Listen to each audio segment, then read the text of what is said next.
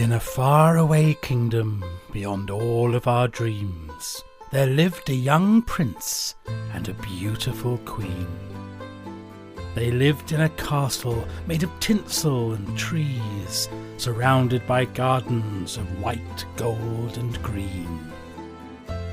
Under silvery skies where the bright stars shone cold, the whole of this kingdom was covered in snow.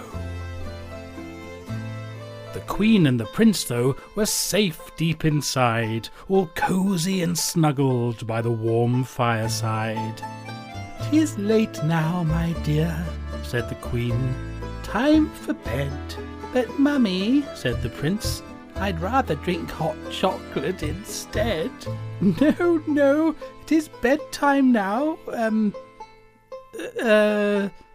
the word would not leave the tip of her tongue, for the queen had forgotten the name of her son. My dear prince, your name, I can't seem to find it. Would you help, mummy, please? Your name seems to be hiding." "Oh, mummy, you're silly. My name is... oh dear. My name, it is lost." The prince burst into tears, and so the queen and the prince hugged and cried all night long, not knowing why Christmas had gone quite so wrong. Outside the castle, the stars started to cry, their tears melting the snow as they fell from the sky.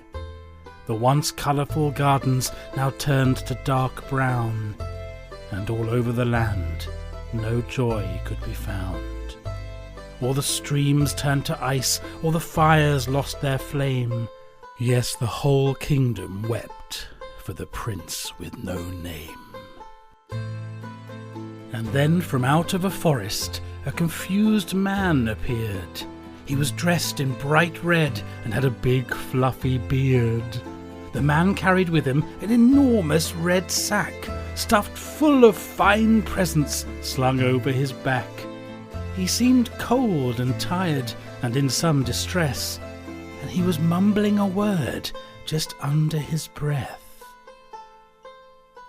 He repeated this word again and again as he looked in great sorrow at the sad land's lament. He saw the stars weeping and the grass turning to brown. And then, in the distance, he heard the saddest of sounds. The man now knew why all the colours were dying. The world was turning grey because a child was crying.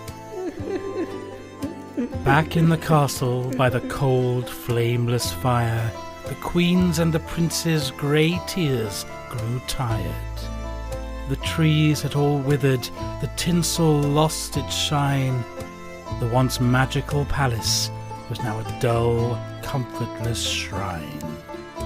The sad mother and son had lost all their hope, when the door suddenly opened and they saw the king had come home. When the king saw the sad sight before him, he started to cry.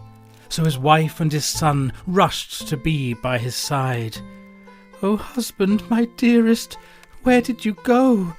"I was delivering presents and got lost in the snow. And then the snow disappeared and I found my way here. I just followed the sound of my son's sorrowful tears." "What has happened, my love? Why are you in such pain?" "It's my fault," said the prince. "You see, father, I've lost my name." "Oh, my dear sweet prince, you have not lost your name. I have been speaking it softly again and again. For when I was frightened and lost and alone, I knew thinking of you would help me find my way home. So you see, dear Prince Jimmy, I just borrowed your name so I could make it back here and be with you once again." And so happy Prince Jimmy and his mum, Queen Alana, rejoiced and embraced their dear King Alexander. The rivers unfroze and all the colours returned. Snow started to fall and the silver stars brightly burned. The whole kingdom sang as the fire found its flame. Yes, Christmas was saved. Now the prince had his name.